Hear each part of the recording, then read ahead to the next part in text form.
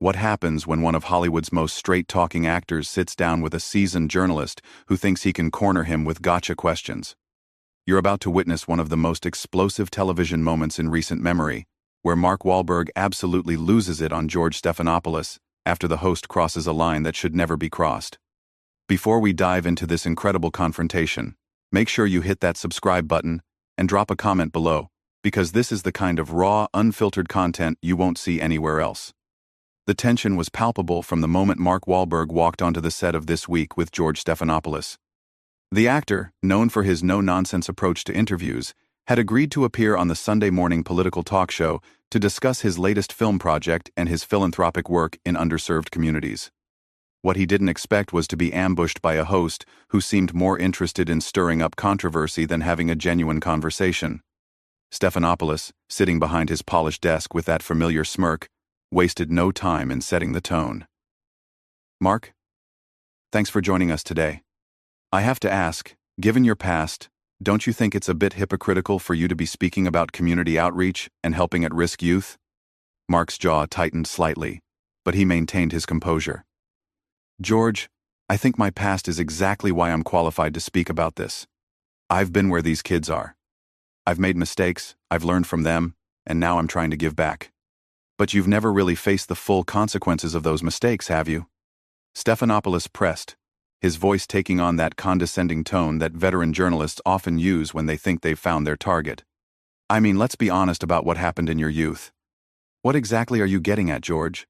Mark's voice remained steady, but there was a warning edge to it that anyone who knew him would recognize. Stephanopoulos leaned forward, clearly enjoying what he perceived as having the upper hand. "Well, there are those who would say that your charitable work now is just a way to buy your way out of guilt. A kind of celebrity penance, if you will." Mark shifted in his chair, his hands clasping together as he processed what was happening. "That's a pretty cynical way to look at someone trying to help kids, don't you think? But okay, let's talk about it. What specifically do you want to know?" "I think our viewers deserve to know the real Mark Wahlberg," Stephanopoulos continued, his tone becoming more aggressive. "Not the sanitized Hollywood version, but the person who had some very serious run-ins with the law as a teenager. George, I've never hidden from my past. I've talked about it openly in interviews for decades. I was a troubled kid who made bad choices. I've taken responsibility for that, I've made amends where I could, and I've spent the last 25 years trying to be a better person and help others avoid the mistakes I made." But Stephanopoulos wasn't satisfied with that answer. He had clearly come prepared for battle, armed with what he thought were damning details that would make for compelling television. "But Mark, when you were 16, you were involved in some very serious incidents that many people would say deserve more than just an apology and some charity work." Mark's eyes narrowed. The temperature in the room seemed to drop several degrees. "What are you trying to say, George? Because if you've got something to say, just say it." "I'm saying that maybe it's time for some real accountability." Stephanopoulos shot back, his voice rising slightly. "Time to stop hiding behind your Hollywood success and your charity work, and actually face the music." "Face the music?" Mark's voice was dangerously quiet now. "George, I don't know what kind of show you think you're running here, but I didn't come on to be lectured by someone who's never walked in my shoes." Stephanopoulos, sensing he was getting the reaction he wanted, doubled down. "But that's just it, Mark. Most people don't get to just walk away from their past like you have. Most people don't get second chances, third chances, fourth chances. You think I just walked away?" Mark's composure was starting to crack. "You think this has been easy? You think I haven't carried this with me every single day for 30 years? "Well, have you though?" Stephanopoulos challenged. "Because from where I'm sitting, it looks like you've done pretty well for yourself. Movies, restaurants, production companies, not exactly the life of someone who's been haunted by their past." Mark stood up abruptly, his chair rolling backward. "You know what, George? I think I'm starting to understand what this is really about." "And what's that?" Stephanopoulos asked, clearly pleased with himself for getting such a strong reaction. "This isn't journalism. This isn't holding anyone accountable. This is you trying to tear someone down for ratings." Mark's Boston accent was getting thicker, a sure sign that his anger was building. "You brought me on here under false pretenses. I brought you on here to ask the tough questions that other interviewers won't ask. Stephanopoulos replied coolly. Tough questions? Mark laughed bitterly. George, you haven't asked me a single question about the work I'm actually doing. You haven't asked about the kids I'm trying to help or the programs we've started. All you want to do is relitigate something that happened when I was a teenager. Because it matters, Mark. Your past matters. Of course it matters, Mark exploded. But what matters more is what I've done with my life since then. What matters is the kids I'm helping now. What matters is the fact that I'm trying to prevent other kids from making the same mistakes I did. Stephanopoulos sensed he was losing control of the interview and decided to go for the kill. But Mark, don't you think those victims, the people you hurt, deserve more than just your charity work? Don't they deserve real justice? The studio fell completely silent. Even the camera operators seemed to hold their breath. Mark stared at Stephanopoulos for what felt like an eternity, his face cycling through a range of emotions: anger, hurt, disbelief. Finally, Mark spoke, his voice low and controlled, but with an unmistakable edge of fury. Real justice? George, let me tell you something about real justice. Real justice is when someone makes a mistake, owns up to it, serves their time, and then spends the rest of their life trying to make amends. Real justice isn't having some television host drag you through the mud 30 years later for ratings. Stephanopoulos wasn't backing down. If anything, Mark's reaction seemed to embolden him. But did you really serve your time, Mark? Because from what I understand, you got off pretty easy compared to what could have happened. Got off easy? Mark's voice cracked with disbelief. George, do you have any idea what you're talking about? Do you have any clue what my life was like back then? What led to those incidents? Crude. Lie. Marx, enlighten me, Stephanopoulos said with that same condescending tone, as if he were doing Mark a favor by letting him explain himself. Mark began pacing behind his chair, his hands gesturing as he spoke. I was 16 years old, George. 16. I was addicted to cocaine. I was living in a neighborhood where violence was a daily reality. I was angry, I was scared, and I was completely lost. That doesn't excuse what I did, but it explains it. A lot of people grow up in tough neighborhoods, Mark. They don't all assault innocent people. You're right, they don't, Mark acknowledged. And I've never said they do. I've never tried to excuse my actions or blame anyone else for them. But what I'm saying is that I was a different person then. I was a kid who was drowning, and I made terrible choices. Stephanopoulos leaned back in his chair, clearly enjoying having Mark on the defensive. But those terrible choices had real consequences for real people. People who didn't ask to be part of your personal struggles. Mark stopped pacing and turned to face Stephanopoulos directly. Do you think I don't know that? Do you think I haven't thought about that every single day for the last 3 decades? Do you think I don't wish I could go back and change what happened? Wishing doesn't undo the damage, Mark. No, it doesn't, Mark agreed, his voice rising. But you know what does help? Working with kids who are in the same situation I was in, showing them that there's another way. Giving them opportunities that I didn't have. That's not buying my way out of guilt, George. That's taking responsibility. But Stephanopoulos wasn't finished. He had clearly done his research and had more ammunition to fire. Mark, I have to ask you about something specific. There was an incident when you were 16 where you allegedly threw rocks at a group of black children while shouting racial slurs. How do you reconcile that with your current image as someone who champions diversity and inclusion? The question hit Mark like a physical blow. His face went white, then red, then white again. The muscles in his jaw worked as he struggled to find words. George, that is not what happened. But something happened, didn't it? Yes, something happened, but not what you just described. Mark's voice was shaking now. Whether from anger or something else, it was hard to tell. And the fact that you would sit there and make accusations like that without knowing the full story tells me everything I need to know about what kind of journalist you really are. Stephanopoulos sensed blood in the water. So what is the full story, Mark? Because our research suggests that there were multiple incidents involving racial harassment. Your research? Mark laughed bitterly. George, your research is wrong. Dead wrong. And you know what's really sick about this? You're sitting there, trying to destroy someone's reputation based on incomplete information and rumors. These aren't rumors, Mark. These are documented incidents. Documented by who? Where?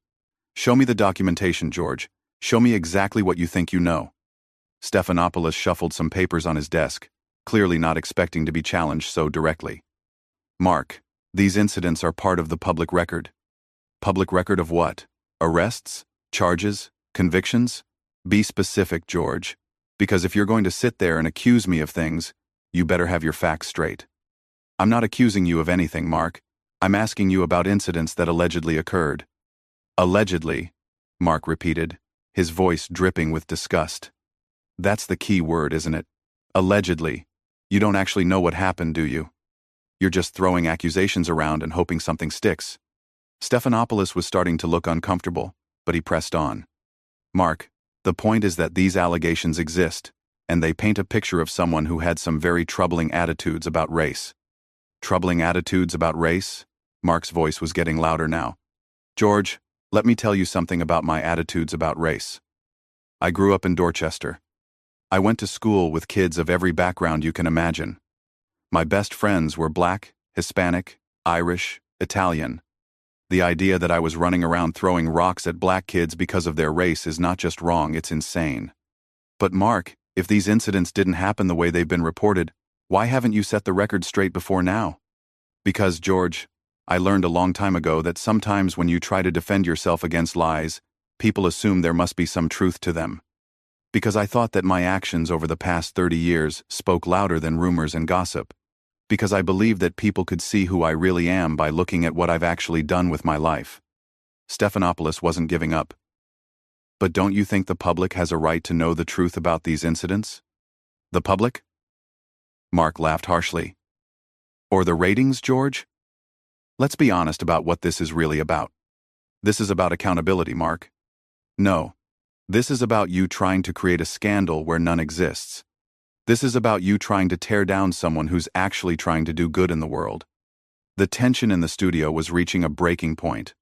Mark's publicist, who had been standing just off camera, was making frantic gestures, trying to signal that the interview should end. But Mark wasn't done. You know what, George? Mark said, his voice suddenly calm in a way that was more unsettling than his anger had been. I think we need to talk about what's really happening here. Stephanopoulos straightened in his chair, perhaps sensing that the dynamic was about to shift dramatically. What do you mean? I mean, let's talk about you for a minute. Let's talk about your track record as a journalist. Let's talk about your credibility. Mark, I don't think that's relevant to this discussion. Oh, it's not? Mark's eyebrows shot up. You want to talk about accountability and truth-telling? Let's talk about the time you failed to disclose your donations to the Clinton Foundation while you were covering Hillary Clinton's campaign. Let's talk about your history of partisan hackery disguised as journalism. Stephanopoulos' face went pale. That's completely different, Mark. And frankly, it's not relevant to what we're discussing today. It's not different at all, George. It's about integrity. It's about honesty. It's about whether people can trust what you're saying. Mark was back to pacing. But now he seemed energized rather than defensive. You sit there questioning my character while your own professional conduct has been called into question multiple times. Mark, I think you're deflecting. Deflecting? Mark laughed, but there was no humor in it. George, I've answered every single one of your questions honestly. I've acknowledged my past mistakes. I've explained what I've done to make amends. What have you done? Have you ever acknowledged your mistakes? Have you ever apologized for misleading your viewers? Stephanopoulos was clearly rattled now, but he tried to maintain his composure. Mark, we're here to talk about you, not me. Why? Why can't we talk about you? You want to hold people accountable for their past actions? Let's start with you. Let's talk about your time in the Clinton White House and how that might affect your ability to report objectively on politics. That was decades ago, Mark. So were my mistakes, George, but apparently that doesn't matter to you when it comes to me.